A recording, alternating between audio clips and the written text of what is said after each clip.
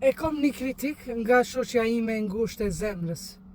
Dhe më tha, kur ke qenë të këshia show, edhe ke thonë, jëm lodhë më për paragjykimeve. E më tha, kurse si ti nuk je lodhë për paragjykimeve, për shpifjeve, për gënjeshtrave, për poshtrimeve, për nënçmimeve.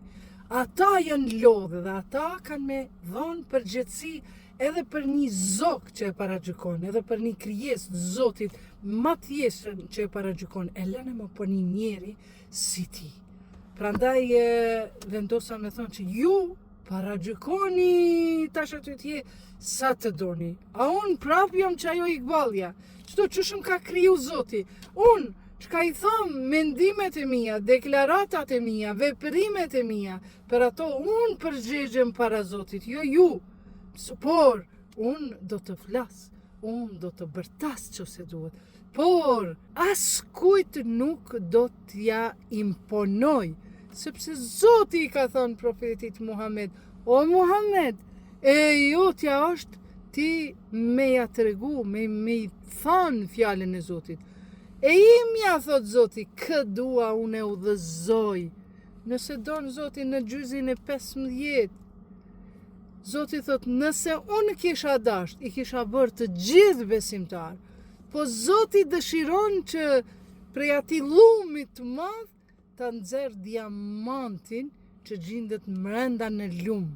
Prandaj miq të nderuar, me të vërtet, motra, vëllezër, qoftë biologjik, qoftë shoqë, qoftë miq, që tanë kohën jeni të mëkatu, unë jam shumë e vetëdijshme se çka du, çka them dhe çfarë dëshiroj për juve. Por unë nuk kisha pas dëshirë që ju me qenë pjesë e ajetit kuranor, që thot Surja Huxhurat, ajeti 12, o njerës, mos paragjykoni, mos shpifni, mos jepni glagape, mos gënjeshtroni, sepse shumica e këtyre është mëkat. Por ama, edhe vazhdon Zoti. A keni dëshirë të hani mishin e vdekur të vllaut tuaj? Këtë rast motrës tuaj? Prandaj, besoni, kur më kujtohet mu ky ajet kuranor, edhe kur e shis, e shoh sa lëndime mi jepni me paragjykimet e juja, me gënjeshtrat e juja, unë, kam thënë, o Zot, unë po ja fali, pa kërku falje. A dini pse? Sepse nuk kam dëshirë me ju pa në botën tjetër, duke ma hangër mishin tim të vdekur. Nuk kam dëshirë. Por, ka ilaç.